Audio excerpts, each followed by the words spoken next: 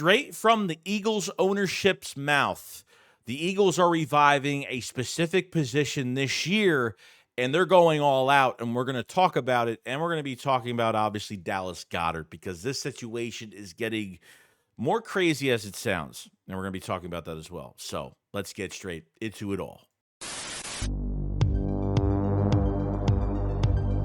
A killer buried, but not dead.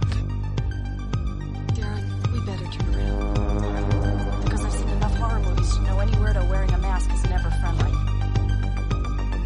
Yo, what is going on, guys? I hope everyone's having a fantastic day today where everybody's enjoyed themselves. We have a crazy month ahead of us right now in the Eagles off season, but a couple things to talk about today. Now, Jeffrey Lurie was on WIP the other day that the Eagles will be resurrecting the fullback position.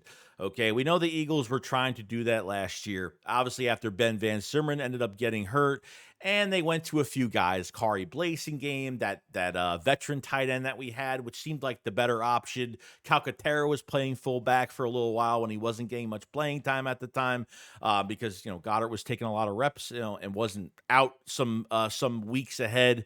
So the Eagles have dipped in fullback a little bit, and they've tried to kind of make it work, and it just seemed like they strayed away from it. But it seems like they really like Ben Van Simmeren a lot. Freak athlete at linebacker, undrafted from Michigan State, and seems to have just a better and better offseason every single year. Okay, I like Ben Van Simmeren a lot, but I was actually really shocked the way they used him, and we had some successful runs with Saquon Barkley, but like I said, it didn't really last long. They really just didn't really keep any type of fullback in motion in this offense. The Eagles haven't had a fullback in this room since 2010, early 2000s. I mean, that's how long it's been. So we need to see that not only is Ben Van Simmeren going to get an opportunity here, because you guys remember the report came out probably a month ago that Ben Van Simmeren will be working with the linebackers and he'll be working with the running backs. Okay.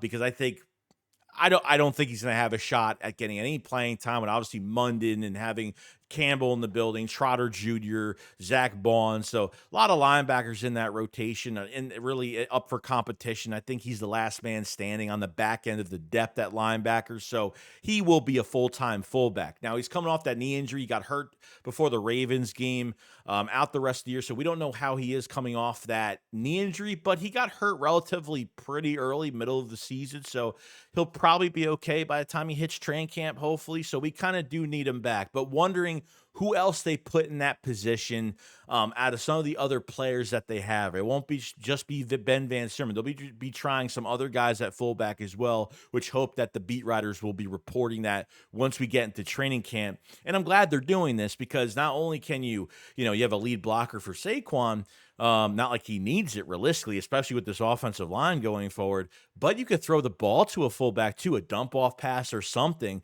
And remember, they did throw a ball to Ben Van Simmeren. I don't know if he dropped it or it was a -1 play or something like that. So I don't know if he got a first down on that, but I remember they threw to him that one time and I was like, man, like they're actually like giving it a shot to have a fullback and maybe targeting one, especially with all the weapons you have in this offense. So having another target out there with an athletic presence like Ben Van Simmeren, that's a hard hitter as well and physical, it wouldn't be a bad idea, to be honest with you. So I was really happy with Jeffrey Lurie's statements on that and kind of resurrecting a position we haven't had in the building for a while. And they drizzled in it last year, and they really didn't continue with it. So we'll see who else is going to be in that position in competition to be the starting fullback for this team and who they like more at that position. So we'll see what happens, but I definitely like that a lot.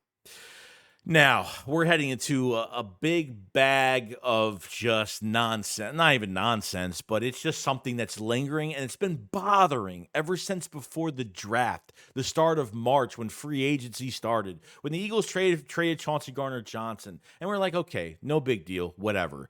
And then, like, Dallas Goedert was asked to go out and find a trade partner, and that hasn't even been reported or hasn't even happened yet, okay?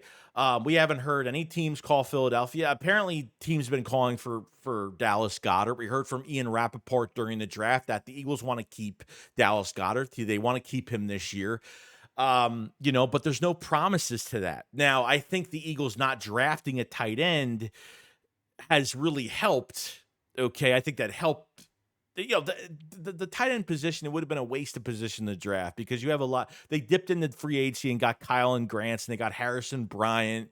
Calcaterra is only here for one more year. So if Dallas Goedert, with Dallas Goedert even here for this year, if he's going to be here, you got no tight ends after 2025. That's it. Everybody's a free agent after this year. So maybe a guy or two could stay on this roster because they will be relatively cheap, but the rest of them are going to be gone. Okay. And I think with 12 picks in the draft next year, 26, I think tight end is going to be high on their mark in the draft. It definitely will. The Eagles have been rumored to trade for a veteran tight end. That probably isn't going to be a lot of money. That hasn't happened yet. So there's no guaranteed money on Dallas Goedert's contract, which means that it is a lot easier to trade him. Okay. What I'm afraid of what's going to happen here, and I've kind of looked at the numbers a little bit, whether if it's a pre-June trade or a pre-June cut, it's not going to happen too much dead. But if it's a post-June cut, a post-June cut to a post-June trade, okay?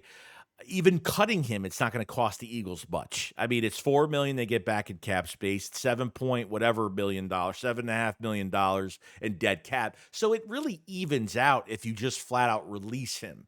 But by God, man, like we cannot go into this season with no number one tight end, okay? I don't care if Calcaterra's had starting capability, okay? It's great to have Calcaterra here, so when Dallas Goedert misses 5 to 8 games, which could be another issue why teams are not trading for him, even how he's charging too much. And let me tell you something, like the most I want for Dallas Goedert is like a 3rd round pick if they can get it, okay?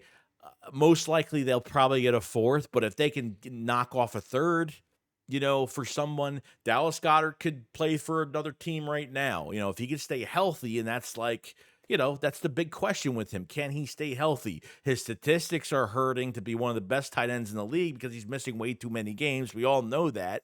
We know what Dallas Goedert can do when it's crunch time. Some of the injuries that Dallas Goedert has had, or some of them aren't even his fault. It's a broken forearm. It's someone grabbing him and break. I mean, so, but these things happen with players. I don't blame the player. It is what it is. But, Dallas Goedert got healthy for the playoffs and for the Super Bowl and everything else, and he was perfectly fine. So he's coming off of a good note. But, Trey McBride got a lot of money this past off season, and Dallas Goedert's saying to himself, well, I just won a Super Bowl and I want my payday at 30 years old. And the Eagles are just like, I don't know if we're going to be able to do that. Especially they're not paying players at 30 years old a lot of money. So I don't know what direction this is going.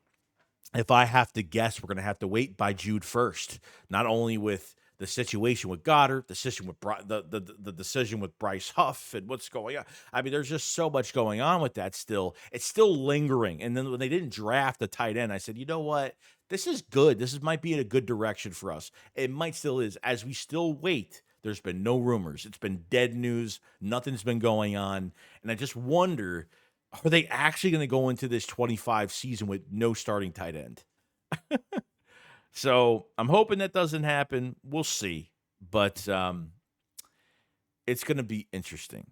And we'll see what happens. But other than that, guys, that's pretty much it. Let me know what you guys think about the Dallas Goedert situation. I think that's really interesting going forward, especially when you got two, you went in the free agency and got 2 guys. You already have Calcaterra here, and they didn't even draft a tight end, so I'm just very confused on what's happening.